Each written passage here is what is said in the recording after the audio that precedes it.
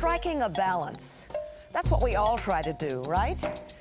A balance between our work and home lives, with our diets and lifestyles, and with the environment, where an imbalance can create serious conflicts.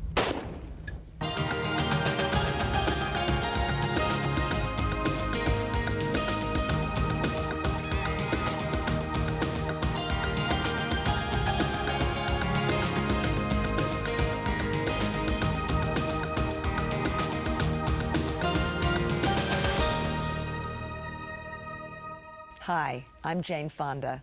Welcome to People Count. Balancing acts are always tricky and sometimes dangerous. As any high-wire performer knows, there's always risk.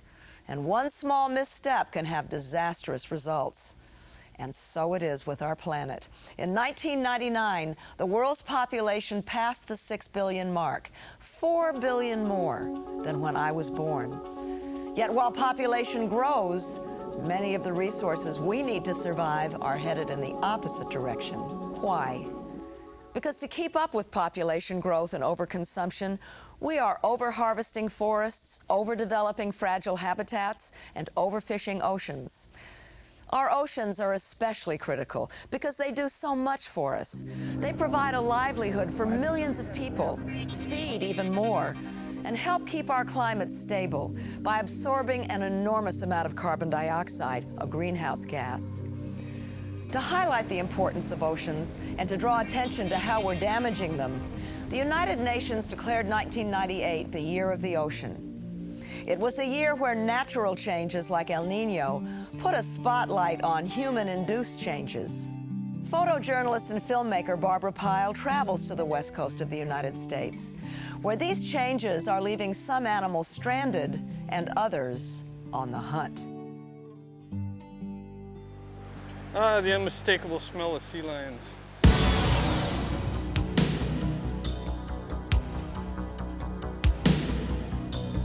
Okay, I'm going. Ready? Drop your engine. A quick capture. Okay, pull it. But unlike most hunts, this catch won't be dinner. It needs dinner. Okay. That's what this expedition is all about. Yeah, he's pretty underweight. Chip Will and his co-workers rescue all kinds of marine mammals that are found on the beach, starving or injured. They volunteer at the Marine Mammal Center on Monterey Bay in Central California. Most of the ones we're picking up these days are just plain starving, and their normal fish that they eat aren't in the area, so they're having to travel farther and swim deeper and just not able to get the food they need. El Nino is to blame. The warmer water brought in by that weather phenomenon has sent many fish packing for cooler waters. Some experts warn these ecological changes could become permanent if our climate continues to warm. And that would undoubtedly have a serious impact on the entire ecosystem, including marine mammals. Without enough fish to eat, the sea lions, especially the pups, are left hungry and weak, like this pup Chip rescued on the beach. So he didn't put up very much of a fight when we picked him up, but he's a real small guy. He turned out to be a she, named Xena by the rescue team.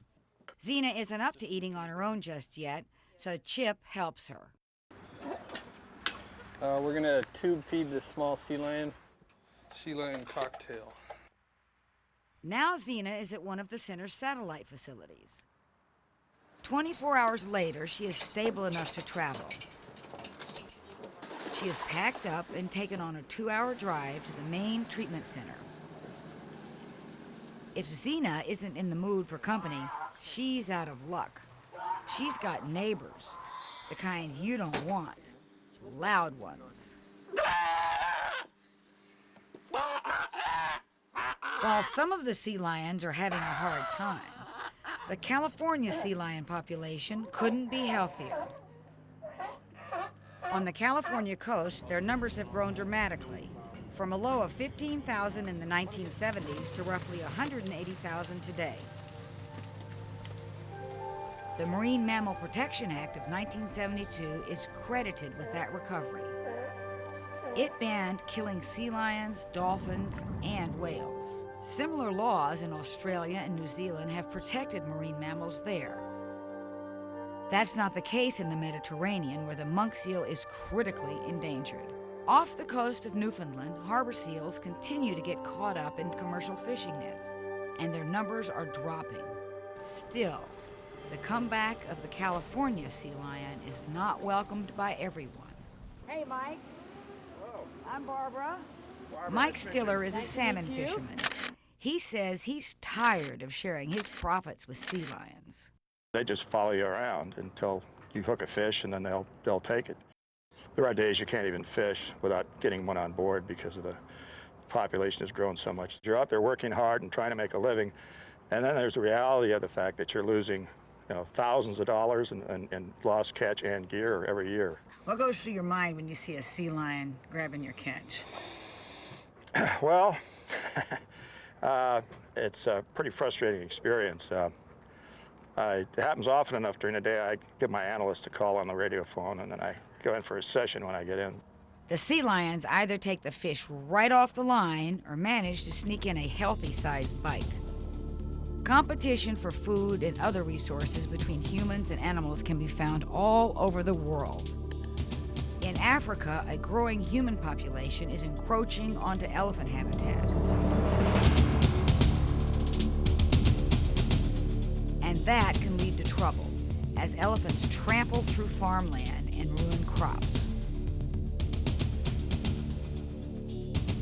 In parts of Asia, the problem is similar, only it's tigers that are finding themselves in close quarters with humans. Both the tigers and elephants often pay the price and are killed by frustrated farmers. Some fishermen in California are also losing their patience. In this 1993 footage, this fisherman took matters into his own hands. It was legal to shoot nuisance marine mammals back then. The law changed in 1995 to ban all shootings. Despite that, the Marine Mammal Center treats sea lions for gunshot wounds on a regular basis. This sea lion was shot in the eye. Fishermen claim sea lions aren't just affecting their lives.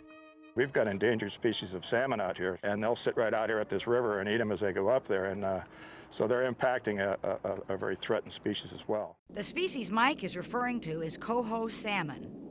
Declared endangered by the government, coho are off limits to fishermen.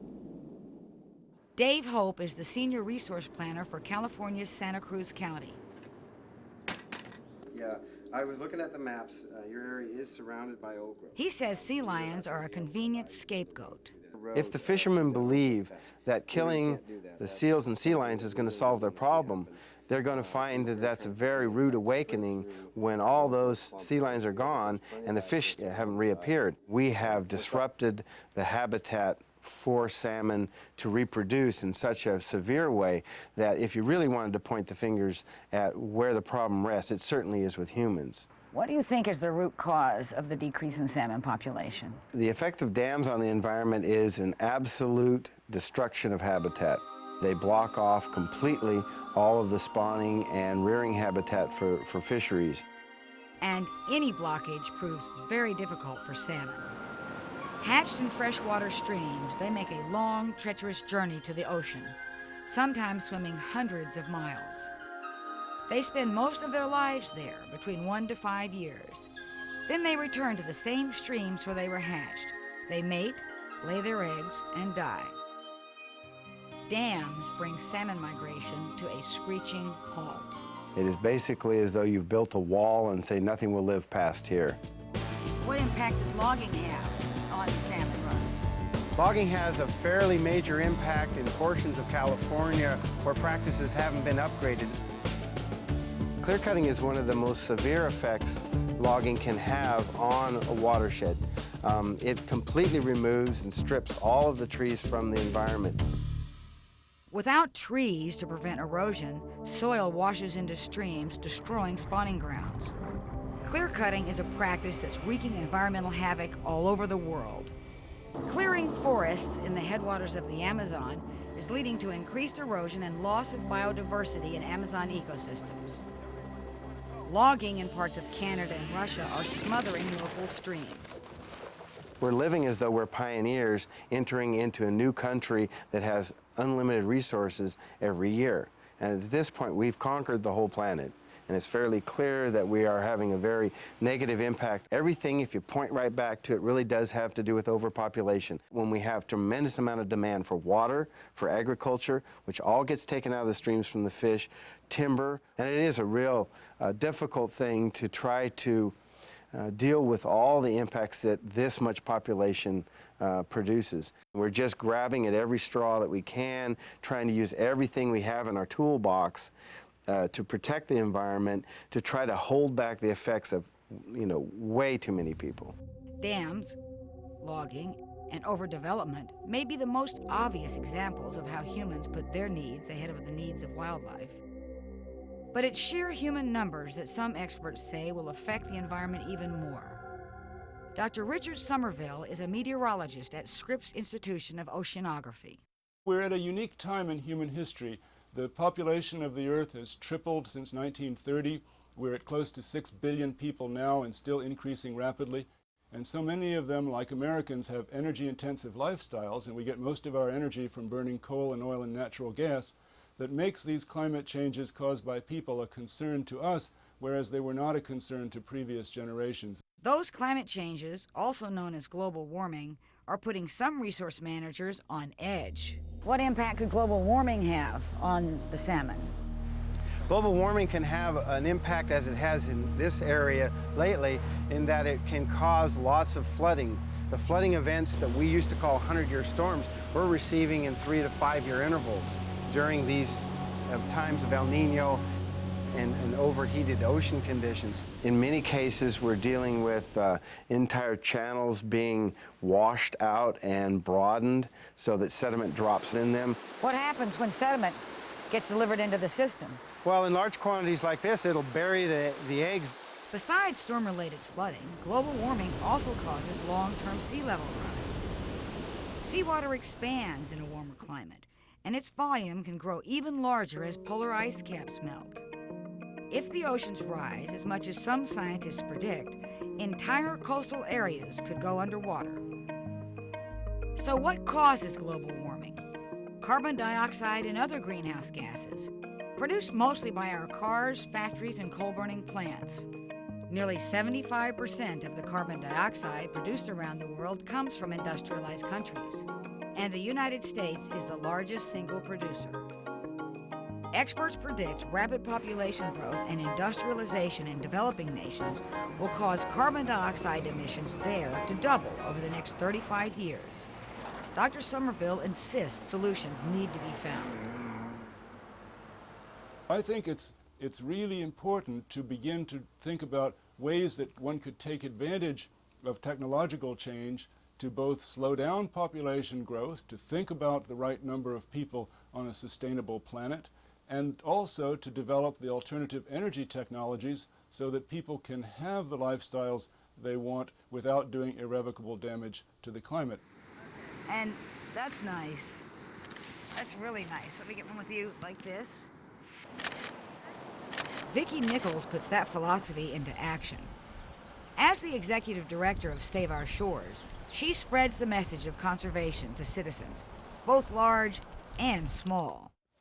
Okay. Oh, another bottle. Beautiful. Pop that right in there. Thank you. We're doing a beach cleanup. And what we're doing is trying to pick up the plastics and glass and styrofoams off the beach so the tides and the winds don't send them back out into the ocean. And the animals won't die. Exactly.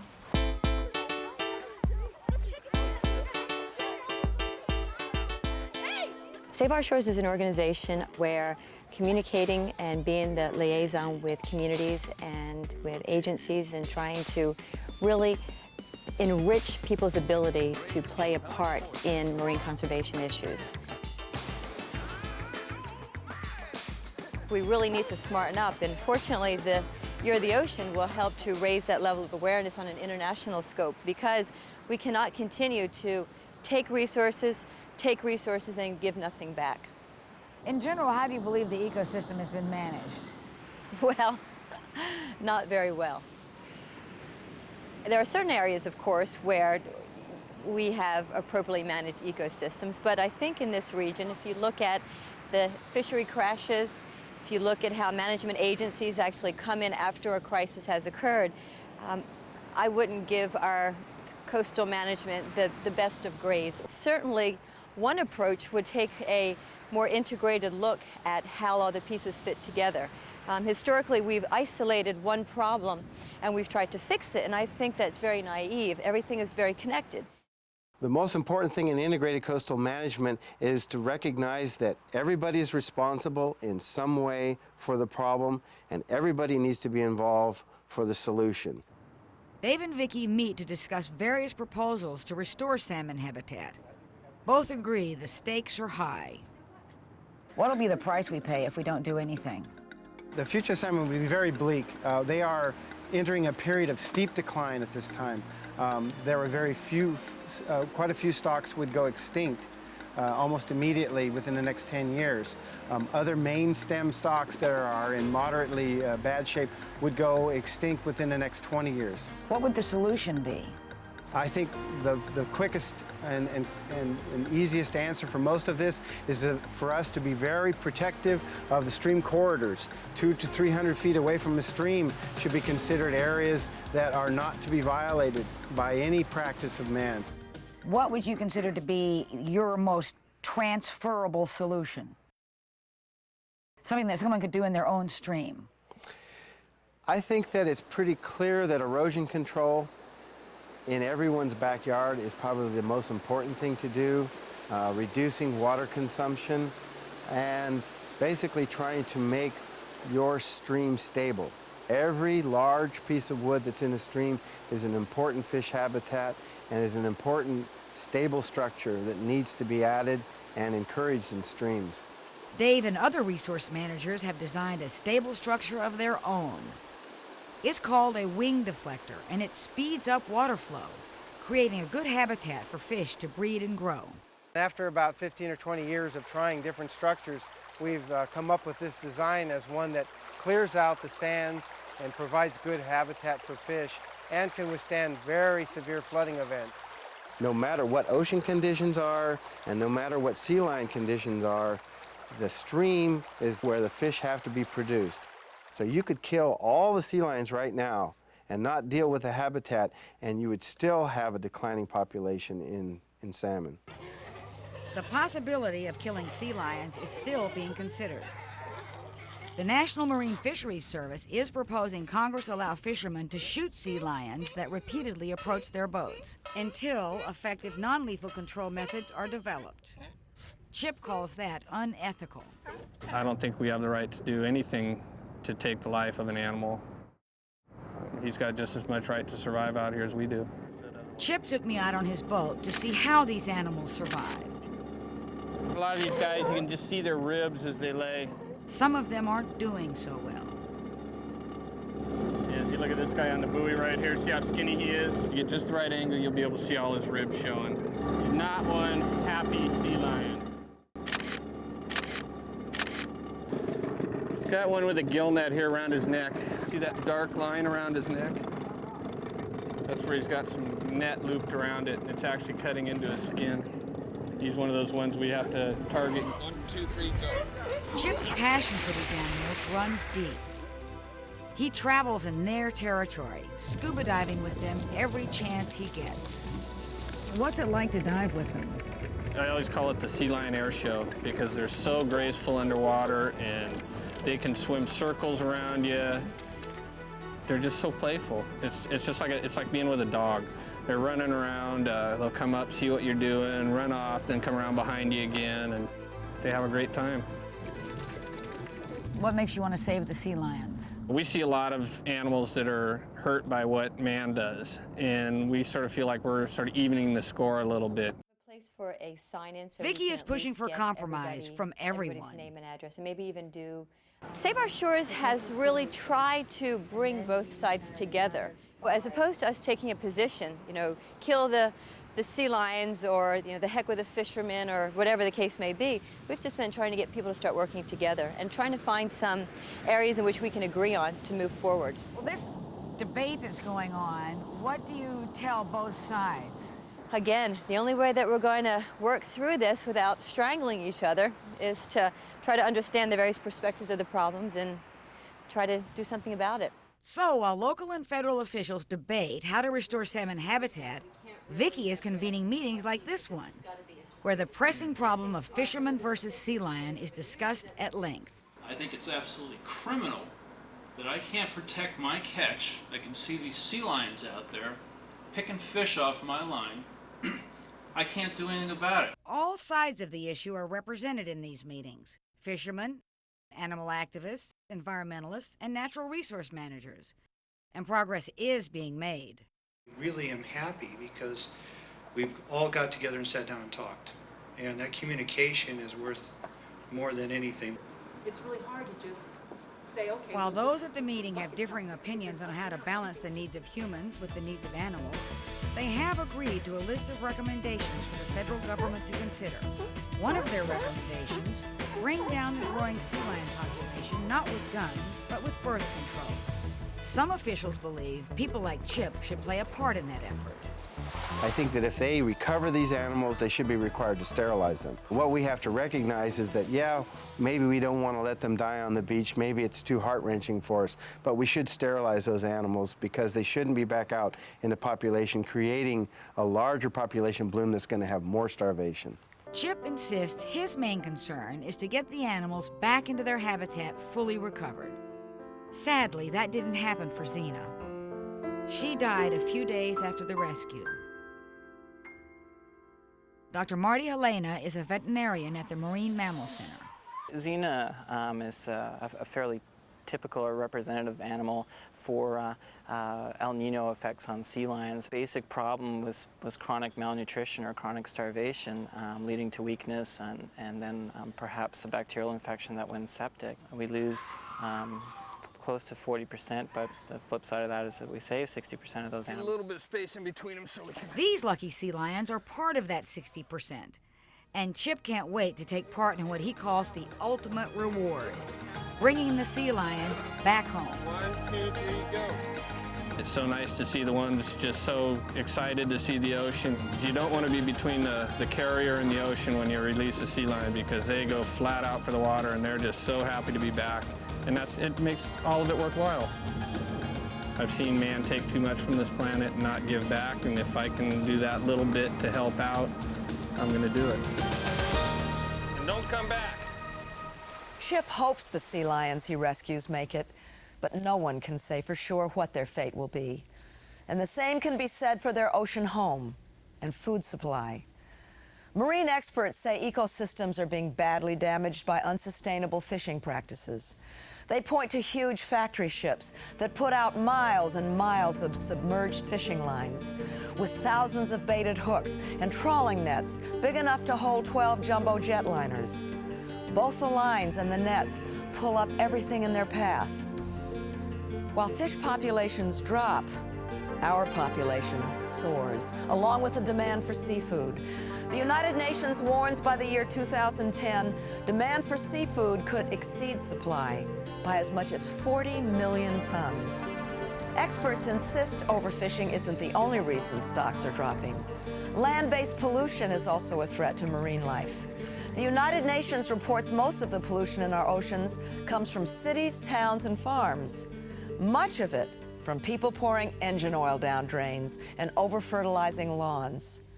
Climate change could also have severe ecological ramifications, radically altering habitats and the species that live there. World leaders meet in Buenos Aires, Argentina, to hammer out details of a climate treaty adopted in December 1997. This treaty, the Kyoto Protocol, requires developed nations to reduce their greenhouse gas emissions. For more information on the climate treaty, write World Wildlife Fund, 1250 24th Street Northwest, Washington, D.C. 20037, USA.